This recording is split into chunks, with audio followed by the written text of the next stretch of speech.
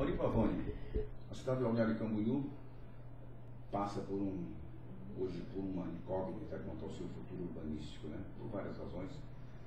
Na gestão que você foi secretário de Planejamento, ela ganhou alguns aspectos interessantes, como quarta, terceira, no sentido 1, no sentido binário, entrada, saída, foi pensado o alargamento dos túneis, enfim.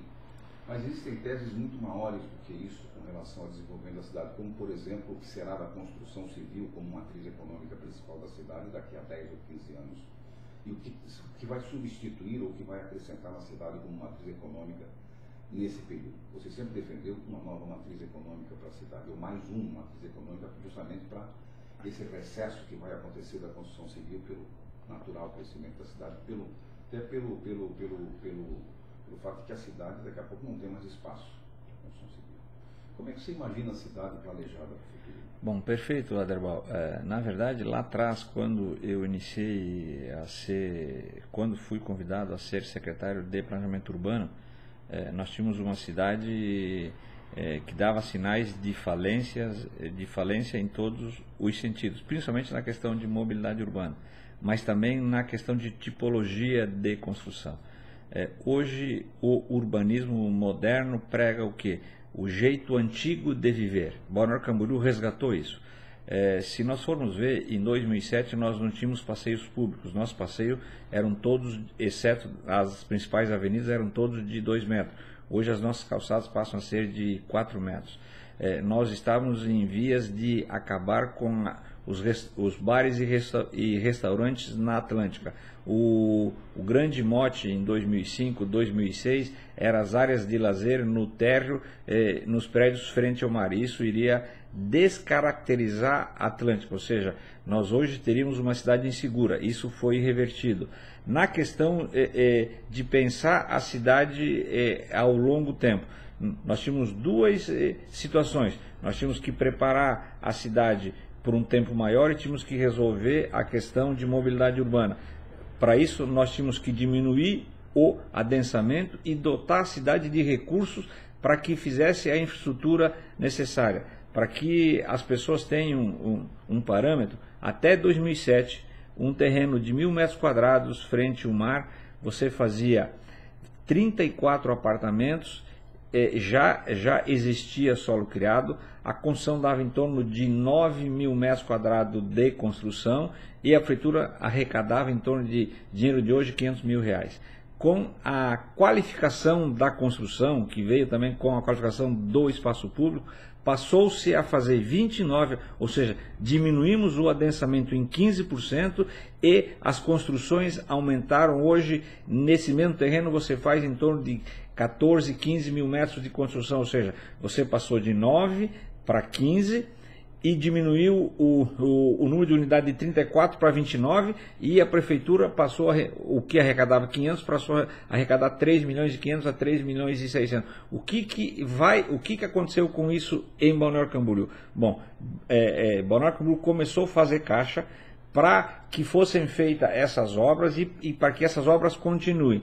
E como o IPTU ele é um dos principais tributos do município, começou-se a arrecadar mais por pessoas, ou seja, o município ele oferece serviço para pessoas, mas ele arrecada pelo metro quadrado. Então essa relação, quanto maior metro quadrado por pessoa, pro município fica melhor, ou seja, o município ele fica financeiramente mais seguro, com mais força para enfrentar os problemas. Mas eu sempre tinha e tenho essa consciência que esse era o primeiro passo. Então, a construção civil deve ter mais uns 15 anos, pode ser um pouco mais, um pouco menos, desse nível de construção. Eu entendo que nós temos que urgentemente começar a preparar uma nova matriz econômica. Se nós formos ver, Balneário Camboriú hoje arrecada nos últimos 4 anos, embora a crise manteve mais ou menos de ITBI, em torno de 40 milhões de reais ano. Se você for ver que o ITBI é 3%, ou seja, entra mais de 1 bilhão por ano na cidade através da construção civil.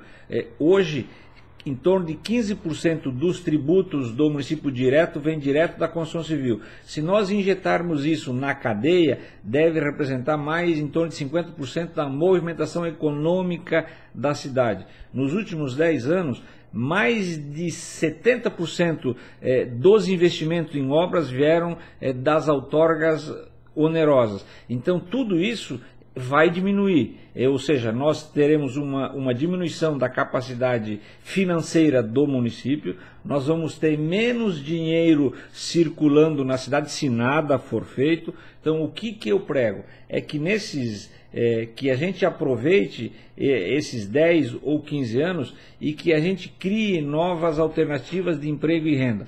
É lógico, hoje nós vamos ter o Centro Eventos, é importante, mas não é suficiente. E as pessoas se enganam um pouco. O boom dos centros de feiras e eventos já passou.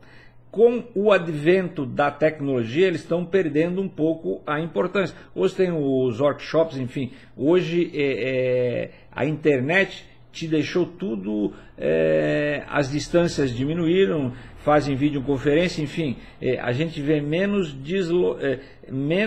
quantidade de conferências, de feiras, e isso tende a diminuir, por quê? Para diminuir custo. Hoje, qualquer novidade que acontece lá do outro lado do mundo, no dia seguinte, pela internet, você tem acesso. Então, eu vejo como o grande desafio de Balneário Camboriú nesse momento é nós injetarmos novas alternativas de emprego e renda. Isso é possível, dá para fazer. Nós saímos da era industrial e estamos na era tecnológica, então a gente tem que investir nas pessoas, investir na inteligência. Nós temos uma cidade propícia para isso. Agora, quem tem que liderar isso é o poder público. Não adianta, a iniciativa privada ela pode colaborar, mas o grande indutor, o grande líder desse movimento tem que ser o poder público. As cidades que viviam só de uma matriz econômica, quando a matriz econômica ela dá sinais ou por um motivo ou outro, ela perde força, as cidades sofrem muito. A gente vê agora onde a Petrobras estava instalada. Com a crise, hoje as cidades estão esfaceladas. Onde se construía esses navios, essas plataformas, com a crise da Petrobras, as cidades hoje estão esfaceladas. Então a gente tem que aprender com o erro dos outros para não cometer esses mesmos erros. Em Santa Catarina, eu não tenho o exemplo clássico de Criciúma, que tinha predominância da indústria carbonífera, depois ela foi substituída pela indústria cerâmica, que também decaiu, e agora ela é uma cidade que ficou na prestação de serviço e não está conseguindo encontrar essa identidade. Exatamente, mas você não pode deixar isso acontecer para que a cidade se reinvente. Isso custa muito caro. O pior cenário possível para uma cidade, ela está mal economicamente. As famílias se decompõem, a violência aumenta, a drogadição também aumenta na mesma proporção, e você corrói o tecido social. Então, eu sempre digo, no teu corpo, no nosso corpo, o melhor remédio é a vacina. Não deixa a doença se instalar. Você nem... mas nós temos que aplicar essas vacinas em Balneário Camboriú. Eu tenho convicção absoluta. E essa é a minha maior angústia. Hoje nós temos uma cidade, se compararmos com qualquer outra cidade, nós temos uma cidade excelente. Nós praticamos o urbanismo moderno, ou seja, o jeito antigo de viver. Nós temos essa interface bem tênue entre o público e o privado. Isso faz com que a cidade viva. Talvez nós sejamos a cidade que tenha o maior caminhar seguro no Brasil. Para que as pessoas comparem com o que eu estou falando hoje, quem quer viajar cita no mundo o quê? Cita Nova York, cita Paris, cita Londres, cita Madrid, enfim. Todas essas cidades, qual é a principal característica? Você vai lá para caminhar. O caminhar seguro. nós temos que voltar a usufruir das cidades. E como é que você vai usufruir das cidades? Se as construções elas forem multifuncionais, como é Balneário Camboriú. Hoje o urbanismo moderno prega isso, densidade e multifuncionalidade, para que as pessoas vivam a cidade e para que você tenha que se deslocar num menor percurso de carro, ou seja, para que o carro não seja tão importante na vida das cidades e das pessoas. Então, isso eu creio que nós estamos, creio não, eu tenho certeza que nós estamos bem servidos. O nosso grande desafio é prepararmos a cidade para o pós-construção civil. Esse é o meu temor e isso que me tira o sono. Deixa eu só colocar uma última coisa aqui, porque você fala com relação a isso, nós temos um problema de mobilidade natural, porque a cidade desenvolve. Muita gente diz que ao invés de crescer ela incha, mas desenvolvimento e crescimento teriam concepções diferentes para você pensar a cidade. Como é que se resolve? A cidade está com 128, 130 mil habitantes ali, mas tem pessoal da redondeza que mora ou trabalha ali, circula por ali. Como é que você pensa a mobilidade em espaço tão pequeno, na verdade, em torno de 21 km² da área central, que é a área estrangulada, digamos assim, para que a cidade tenha essa mobilidade e não sofra tanto? Sofrer vai pelo volume, é muita coisa dentro de um espaço pequeno. O que é que você pensaria para resolver, pelo menos, minorar esse sofrimento? Exatamente. Nós também temos que nos preocupar com a nossa carga máxima de pessoas. Isso é óbvio. Proibir a entrada de pessoas? Não, vai chegar um tempo que, embora nós já diminuímos o nosso adensamento, daqui a pouco ele vai ter que diminuir ou planejadamente ou por fadiga. Então, o que eu quero dizer com isso? Que nós temos mais 10 ou 15 anos, porque você não pode chegar hoje, para de construir, vai ser um caos.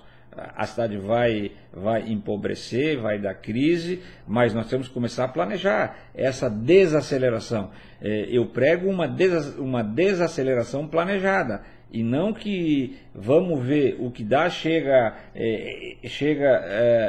no fim, não tem mais espaço, a cidade perde qualidade, daí nós vamos fazer o quê?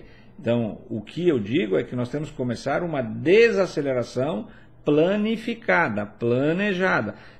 Nós temos, sem dúvida nenhuma, essa desaceleração ela vai acontecer planejadamente ou vai acontecer por exaustão. Então, que ela aconteça planejadamente. Quando você está num voo, você planeja que ele aterrize. Nós temos que começar a planejar o nosso aterrissar. Senão, nesse nível de construção, nós não vamos ter muito tempo de sobrevivência. Isso não precisa ser especialista para pensar. Então, para chegar nessa conclusão. Mas é óbvio, quanto à questão de mobilidade, ainda tem outras alternativas. Eu creio que a cidade deve equilibrar com os 250, 270 mil habitantes. Eu penso que vai ser o ponto de equilíbrio da cidade. E quando falam de turismo, eu creio e também sou daqueles que acreditam que o turismo é a nossa principal fonte de renda, mas eu faço outra pergunta. Se nós tivermos 250 mil pessoas, quantos mil turistas precisarão vir para Barão Clube para sustentar a economia dessas 250 mil pessoas? Nós teremos espaço? Essa é outra. Então, é óbvio que nós precisamos ter novas alternativas de emprego e renda, ou seja, incrementarmos novas matrizes econômicas. Hoje é possível, fácil, claro que não é fácil, mas demanda de tempo, demanda de competência e de investimento. E hoje o Balneário Camboriú tem capacidade de fazer isso. Basta o poder público querer e ter a vontade de iniciar. O grande problema que eu vejo, isso é de maneira geral no Brasil, os mandatos são curtos, são 4 e quando tem reeleição é mais 4. E essas ações, elas vão dar resultado em 10, 12 anos. Se você começar a fazer uma ação agora de incrementar uma matriz econômica, você planta agora para o povo colher daqui 10, 12 anos. Isso dificilmente um político no Brasil faz isso. Ou seja, como os recursos são esparsos, ele investe naquilo que lhe dá retorno no seu mandato, mas é muito difícil ele pensar além do seu mandato, ou seja, pensar na próxima geração no Brasil hoje é coisa rara. Isso é o que deveria ser feito, na minha opinião.